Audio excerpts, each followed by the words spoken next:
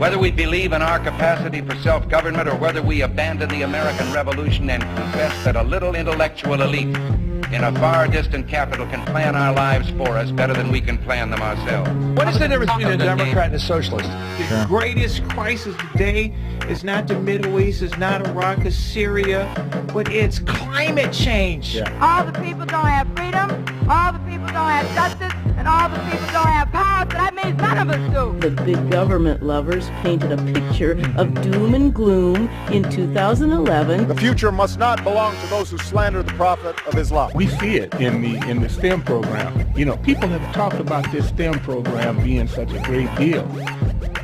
Welcome to the Abolitionist Roundtable, your all-access pass to the 2016 Black Conservative Revolution. Join the conversation at 734-822-1600. Now, here are your hosts, Marsh, Phil Stargell, and Janice Daniels. And good morning. This is the Abolitionist Roundtable of Michigan. And this is your host for the day, Phil Stargell, and I am in the studio with the most admired mayor in the country, in my estimation. Yeah, this is like a fish story, you know, it keeps getting bigger and bigger. I keep getting better and better as time goes by. I love it. Yeah, but you know, I mean, Rudy is America's mayor. Yeah. I think that, you know, you are the people's mayor. Well, I appreciate that. I really do appreciate that. And I did try to bring some conservative values, some real, honest conservative values to Troy. And that's why the liberals hated me so much.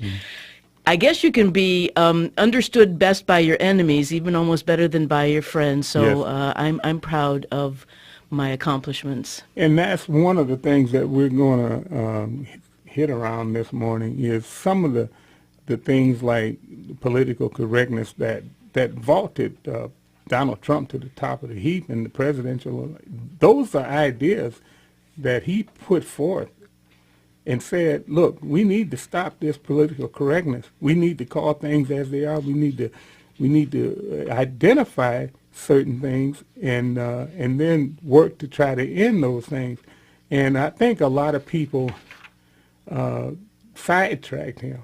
Got him sidetracked because they began to call him a racist. Oh, yeah, and that's the surest way to end an argument is to call somebody a racist, and it is used constantly by the left. Just, I mean, it's almost like, is there any other word that you guys have that you can call people? Yeah.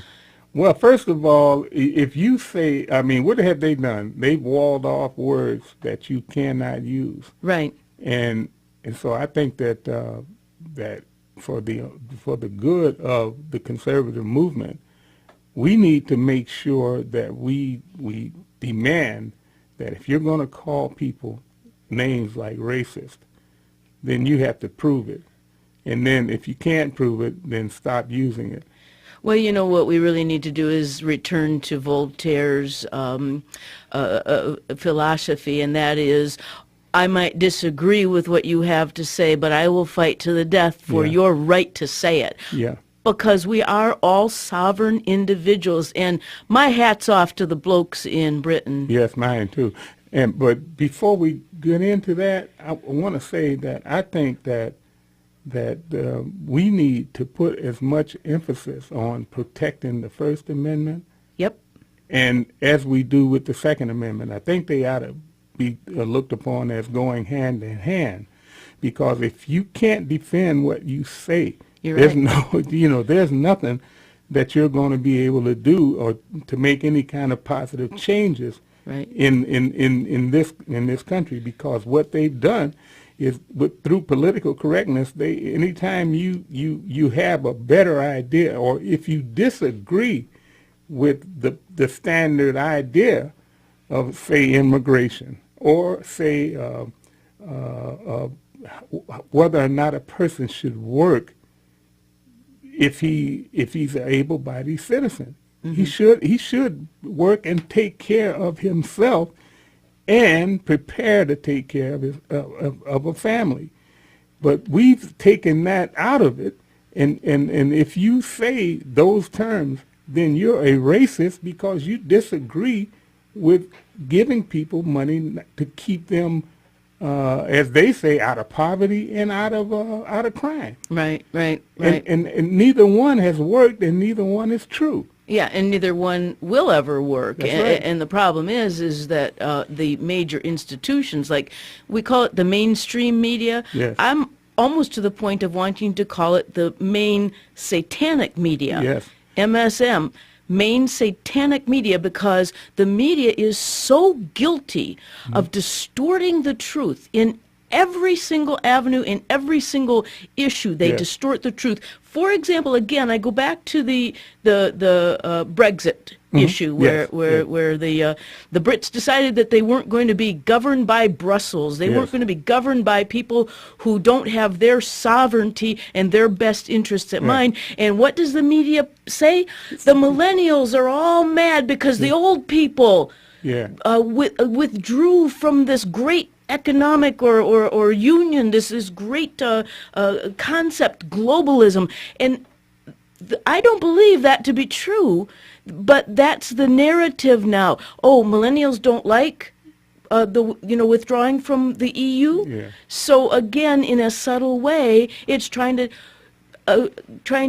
teach our young people that in fact the globalism method is a better way, and it isn't. And that's exactly what the thing is that drives them to believe that. It's because of miseducation. That's exactly and it. a direct result of what you see and what you're going to be seeing in the coming years, if somebody doesn't figure out a way to stop it. Yeah, well, I really do say a gentle prayer for the people of Britain, because they are now going to be faced with the forked tongue of men like Obama, who have power that they want to use in an illegitimate way, as far as I'm concerned. So Obama's going to be talking from one side of his forked tongue about all the benefits and the relationship that America is going to have with Britain and our unbreakable communion, and on the other hand, he's going to use his government forces behind the scenes to do everything he can to make it difficult for Britain to stand alone. Exactly. And in his term as president is coming to an end, and there are hints that he wants to be the top guy in the UN. Yeah. My Lord. So England, you better get as much done as you can before we turn him loose on you. But well, I'm worried about them in these 7 months that he has as the president of the free world. While he's loose on us. Yeah. Oh my God. But did you happen to hear or read Donald Trump's speech? No, I didn't. On the 22nd? I'm telling you, it's filled with really important things. You and I talked about the fact that the left uses these words like racism to end arguments. And we need an opportunity. We need to find a way for the conservative or the constitutionalist or whatever we want to call ourselves, which is really an interesting concept in and of itself. Well, you know what? I think that we as enlightened constitutionalists and conservatives, I like that. We need to take advantage of our name. We're abolitionists. Yeah.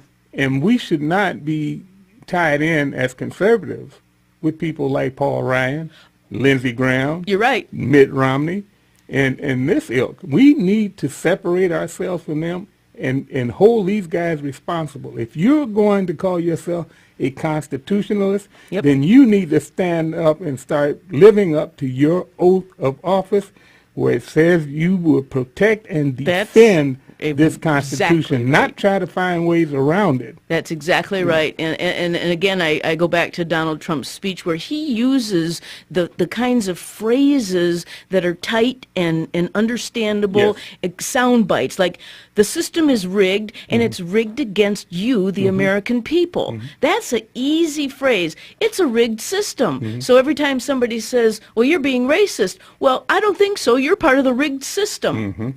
And in fact, he said something we'll never be able to fix a rigged system by counting on the same people who rigged it in the first place. Right. What a great sentiment. What a great sentence. This speech of his is filled with those kinds of things. Hillary Clinton has perfected the politics of personal profit and theft. That's a simple to understand statement. And he captures the media. He's the only person I have seen that is able to capture the media with the kinds of things that we want to hear. And basically go around the media. Yes, exactly. Because, you know, they want to make him say certain things or get him to say certain things. Even that has not, you know, deterred his pipeline directly into the homes of the average American. That's exactly right. We are accepting that message and filtering out the chaff from the wheat that the media has put on us all these years, because they backed people like what's his name, Charlie Rangel. Oh, Charlie Rangel. And the Black Caucus. Yeah. I mean, these guys have just like right now with what they're doing they're trying to have a sit-in in the Senate. I mean, you know, the House. That was just incredible. Yeah. The ruckus. But let me play one thing right quick, and then we can get back to Trump. Okay. Derek, would you play that quick bite there for us? Yeah, I would say that if you felt disenfranchised, I don't think Americans feel disenfranchised. There's no country in the world that you can be angry and frustrated and not have vehicles to vent this like America. Okay. However, if you're talking about being frustrated and saying, I'm not getting what I thought I should get.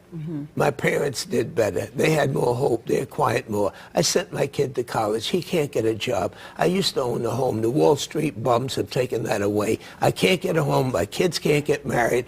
And I'm sick and tired of being sick and tired. Well, yes, then you have pride and you can say, and I've got this nut because he speaks up for me. He speaks up for the Klan. He speaks up for the immigrant. He's tapped into something, though, undeniably. And maybe he's tapped into the fear factor in the country. He's tapped into those people who don't like immigrants, who don't like Muslims, who don't like blacks, who hate Latinos, who don't like Asians. You bet your life he's tapped into it. And if you want to force me to say something good about Trump, I will say yes. I am so glad he's pulled the sheet off the Republican Party, because now that he's completely destroyed the party of Lincoln, I want a decent two-party system when this election's over.